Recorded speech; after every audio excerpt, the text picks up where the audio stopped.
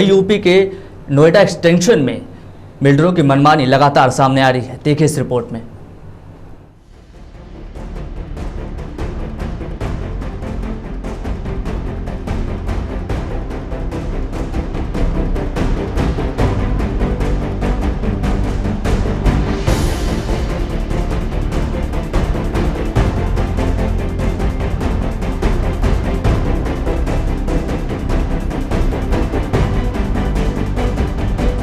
ये तस्वीरें नोएडा एक्सटेंशन की हैं।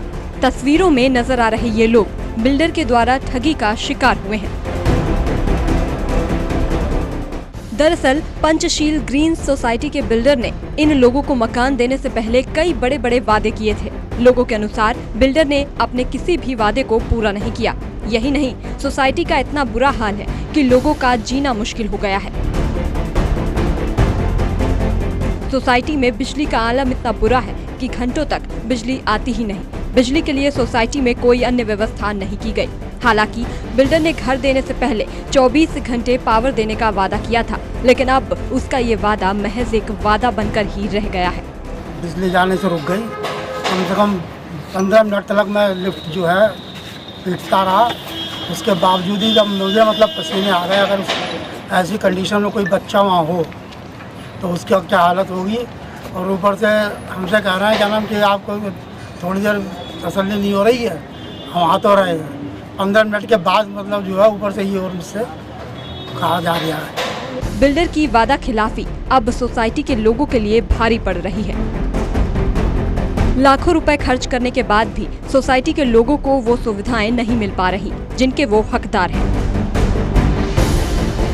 ऐसे में सोसाइटी में रहने वाले अब कहां जाएं, किससे इंसाफ की गुहार लगाएं, ये इनकी समझ में नहीं आ रहा। Bureau report, nation live.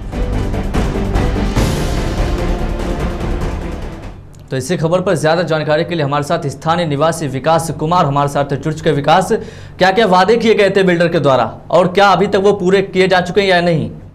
बिल्कुल नहीं। वादे जितने भी पंचशील बिल्डर ने किए थे हमसे मेंटेनेंस चार्ज लेते समय 2 साल का एडवांस चार्ज लिया था।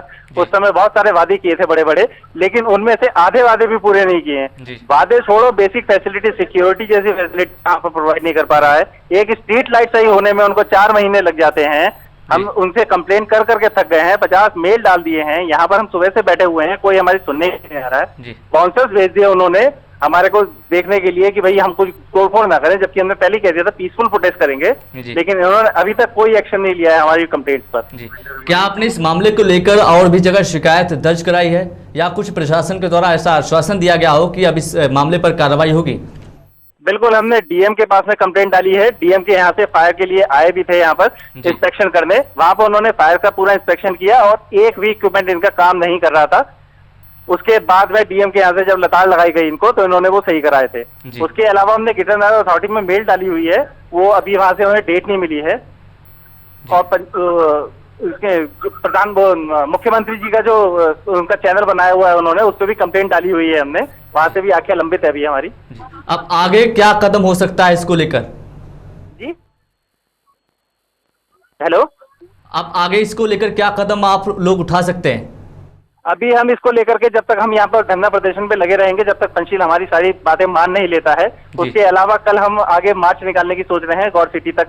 और उसके अलावा हम आगे जाकर के जब तक भी हमारी डिमांड पूरी नहीं होगी, तब तक हम इस चीज को कंटिन्यू रखेंगे। चाहे 10 दिन लग जाए, चाहे 15 दिन लग जाए। यहाँ पर 150 से ज्यादा बायर्स हैं जो यहाँ पर इस समय डटे हुए हैं और वो डटे रहेंगे जब तक हमारी सारी डिमांड पूरी नहीं हो जाती। बहुत बहुत शुक्रिया तमाम जानकारी हमारे साथ साझा करने के लिए।